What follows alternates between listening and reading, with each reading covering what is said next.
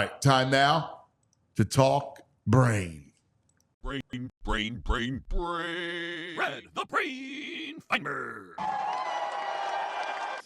As we go to St. Bart's, where the spoils of winning, of course, the brain brought to us by Bet Park Sportsbook and Casino app.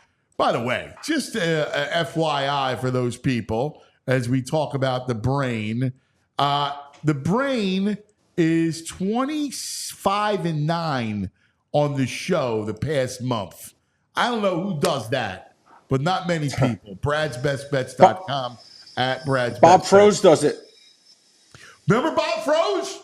Of course, I remember number 35, right? Was he 35? Yes. I remember Bob Froese. I was laughing when you said Bob Froese. I was like, I love it when you bring up these names. I remember the John Candelaria thing you did last night. Because we're the same era, the same exact names you think of, I think of. So I always puts me in a good mood. Yeah, well, you know why? Because we look at sports, and sports is our complete happy place in life, right? Like, 100%. So we throw these names of, it brings us back to our childhood. It brings back to our childhood, 100%. And Mark LaForest was another good one, by the way. Yeah. Another good name. You remember all the back? In Philadelphia, we love the backup goalie, the backup catcher, backup quarterback, the backup quarterback. It's uncanny. All right, you're right. Edmonton can't win, Brain. Yeah, listen, I got to tell you, Anthony, it's funny. Before the series, you asked me what I thought, and I said I thought that the series price, I was a little surprised at all the money coming in Florida, the professional money as well, not just the recreational money, everything. And I was surprised. But look, at game one, I was there. I actually thought Edmonton was the better team, and the goalie stole it. But yesterday was just a complete, in my opinion, takedown of Edmonton. And I heard you talking about what you were saying. Looks like Edmonton, they have that amazing line with those amazing players. But outside of that, again, defensively not stalwart, goalie not a stalwart. Florida looks like the better team. Obviously, short series, things can change. But, yeah, it looks like they're in. Let me ask you a question, Anthony. If I said to you right now, Dallas comes back or Edmonton comes back, you just have to put your shekels down one place. Where are you going? Wow. I made you do it. I'm making you do it. Because it's hockey and it can change on a dime, I go Oilers. Yeah, I would probably agree with that. Down 2-0. Now, the other thing is Porzingis, though. I will say this. If Porzingis is truly hampered, then Dallas has a chance. Everything. Because all you got to do is win tonight, 2-1, and if Porzingis can't contribute. If Porzingis can play and he's not hampered by the calf, then for the rest of the series, then I don't see how Dallas comes back. Yeah, no, we're on the same page. We're on the same page. We see it the same way. But yeah, listen, credit to the Panthers. But again, still only 2 games down. And as you said, Anthony, about hockey, hockey is one of those sports where you never know until the 4 games are gone.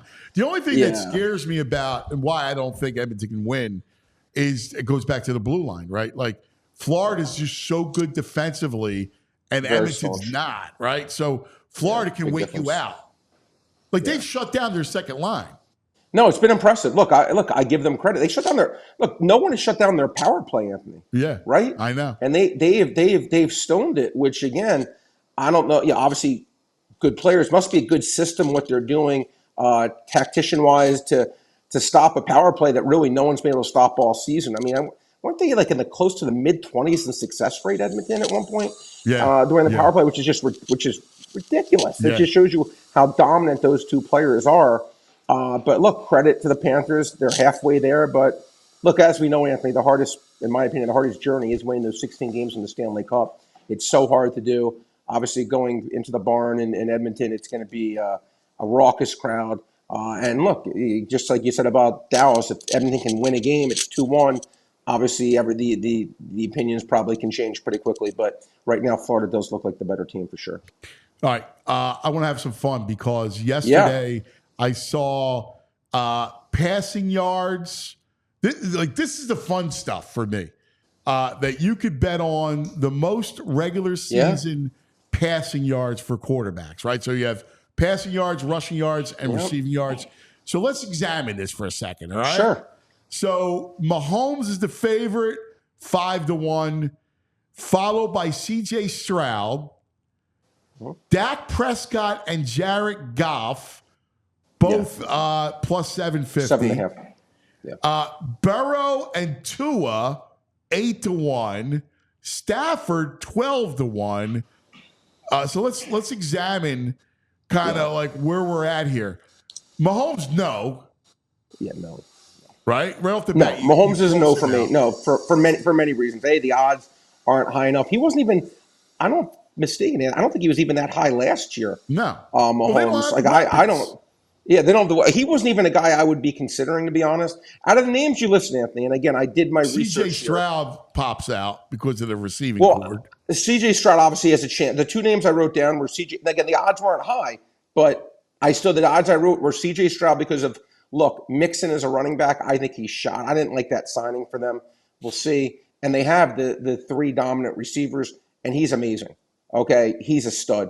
And the other name I wrote down, believe it or not, Anthony, last 11 games of the year last year, Dak Prescott averaged 290 yards, most in the NFL. You look at that team, not that he was even good last year, he wasn't, but they lost Tony Pollard. Right. They have no running game. Yes. I mean, those were the only two I looked at were Stroud and Dak. And by the way, the run game is bad. Like Dallas's run game non-existent. Is not improved. Right. So non-existent. He's going to have to shoulder the load again.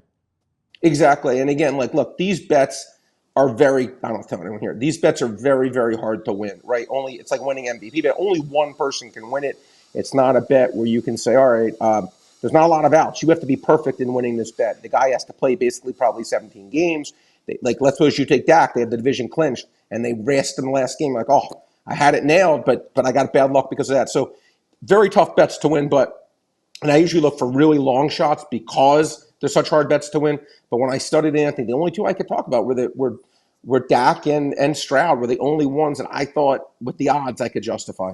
It's interesting, Stafford, but you can never play Stafford because I couldn't. He can't stay healthy, right? I can't trust the health. And Tua last year won it, which was shocking, because he stayed healthy. I can't back Tua either just because of the health factor. To me, again, it's Stroud, Dak, or pass for me. I got one name for you. That kind of I can see it, and it's Trevor Lawrence at 25-1. And now it's partly because of the odds, and I'll give you this: like if he can rescue him, he still has some weapons. And he still has the ability to throw. I mean, that's at 25-1. He would be the one long shot that I hear you. I hear you. I mean, they do have some long shots. And again, ETN is a solid running back, but not like necessarily a bell cow. He's going to get 22 carries a game or something like that.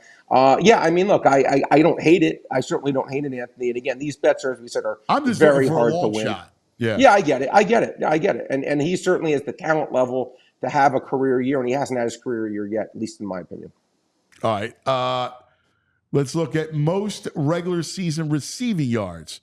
Tyreek is the favorite, 6-1. Yeah. Jamar Chase plus 850.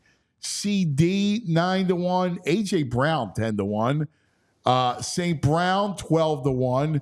JJ is 12-1. Puka is 14-1. All right. And then you got, Garrett Wilson is interesting. Chris Olave. Where do you look at receiver wise? Well, it's funny. Out of the three things we're going to talk about, the running back, quarterback, and receiver, running back's the thing I have the most positive opinions on some guys.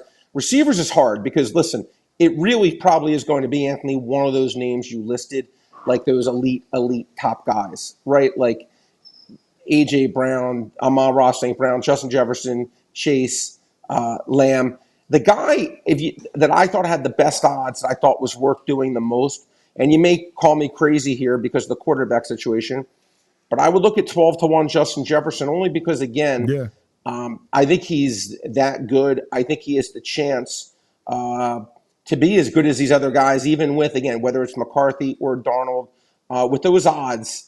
And how good of a player I think he is. He got his contract now. That would be the guy I would look at the odds, and probably second highest. That was the one that stood out to me too. Same thing. I mean, you're getting Justin Jefferson, who's number guy, top guy, right? And 12-1. Yeah.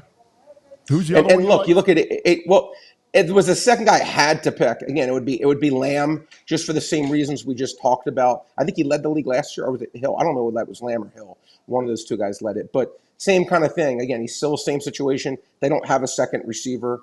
They don't have a running game. I mean, to me, those would be the only two that I could look at. Chase still has T. Higgins to contend with. Tyreek Hill, as great as he is, my favorite player in the NFL in terms of how good I think he is, still has Waddle there. And again, just Tua still always get hurt. So to me, it would be those two. I know they're chalk, but that's what I would be looking at. No, I know. Let me throw one morning. Let's see. Garrett Wilson. Now you're relying on Rodgers, which is petrified, but he's got the ability to actually lead the league in receiving. Well, I love Garrett Wilson. Anthony, ability, 100%. And if he was on a different situation, but I could be, and we'll get to the running back soon. But when we talk about the Jets, and Jets are like my all-in team in the AFC this year.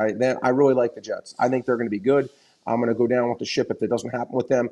But again, will they pass the ball enough would be my question. I don't know if they're going to pass the ball enough. Obviously, Rodgers is great, but I think they're going to run the ball a lot as well. And that would be the only reason for hesitation. But Anthony, good point by you. Devontae Adams led the league, I think, twice with Aaron Rodgers. So certainly, if I was looking for a guy in that 20-1 or later, he'd be the only guy I would look at. There wouldn't be anyone else. Now, I smell where you're going with the rushing yards, and I had him circled too. Most regular season rushing yards. McCaffrey, the favorite, 3-1. Jonathan Taylor, 6-1. Barkley, plus 650. Breece Hall, ding ding, 8-1. Bijan, 10-1. Derrick Henry, Kyron Williams, 12-1. Josh Jacobs, 16-1. And Jahmyr Gibbs, 20-1. Well, I got a couple. Well, first of all, do you want to start with some of my long shots, or do you want to start with Breece? Start with I had Breece. some long shots. Okay, no, Breece, listen, I looked at Anthony. He had 1,000 yards last year. As you know, he was on a quote-unquote pitch count to start the season. He didn't even – look at his carries. If you go look at his game log, he got no touches, no carries. It wasn't until the second half of the year he started getting the ball. He only had 2 games all year, Anthony. Think about this. 2 games out of 17 where he had 17 or more carries. So why? Because, first of all, he was coming off the ACL, and also they were trailing in so many games because of their quarterback, a putrid quarterback play. Now a situation where it's not just Anthony. There's games when they're going to be winning now where they can run out the clock with him, so he can get those garbage carries, so to speak, where they're up by 10 points and they're just running out the clock. I think Breece Hall at 8-1 has some legs. I do. I think he's an incredibly explosive player. And from the other favorites, again, McCaffrey 3-1, zero interest. I know he did it last year, but no NFL player am I taking it 3-1. I don't care who you are, how good you are, lead league in rushing. Taylor at 6-1, I would take over McCaffrey at 3-1 just because playing with a running quarterback, they probably will run the ball a lot. He did lead the league in rushing. I think it was just 3 years ago or 2 years ago. He led the league by a wide margin.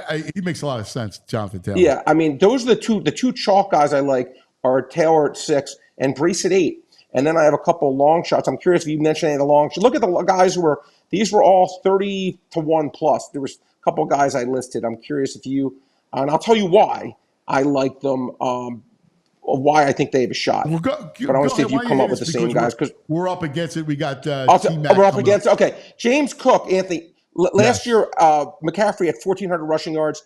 Then it was Henry 1167, Kieran Williams 1144, James Cook 1122 was 4th in the league, 40-1. Buffalo doesn't have the receivers. I agree. They don't really have another running back. 40-1. I'm not predicting it. 40-1, maybe with the way they changed. They started running the ball. I agree. I like it. Zamir White 33-1. He outplayed Josh Jacobs last year in his 4 starts. 84 carries, about 400 yards average, 100 yards a game in his 4 carries. Jacobs led the league in rushing. Just the year before this, again, 33-1. They have no other running backs there. Again, I'm not predicting it, but 33-1, maybe I thought that was worth a pizza bet, Anthony. Yeah, I like both of them a lot. I like both of them a lot. Think you're spot on as always. Brain, great stuff, buddy. Whoa, Zach Wheeler over 6.5 strikeouts. Oh, yeah. Tonight. We even get your picks. Who you got? Wheeler over 6.5 strikeouts? Zach Wheeler, 6.5 strikeouts. Red Sox 30 is the easiest team in Major League Baseball to strike out. I just love the matchup for Zach Wheeler. And Brian Wu, 33 innings this year, Anthony, only 24 strikeouts. They made his over-under, actually opened 7.5, but still 6.5 right now. It's 13-2 to the under his last 15. Yeah, the White Sox stink, but this guy doesn't really have strikeout stuff. At least this year, he certainly hasn't. I like Brian Wu under Seattle Mariners 6.5. Yeah, I love the Wheeler play. I love the Wheeler. Yeah, so do I. That's my favorite one. Yeah, he'll get double digits. I like it. He will. He's double digits tonight. I love it. Good stuff, Brain. Thanks, buddy. I'll see you tomorrow. We all silly like the mayor.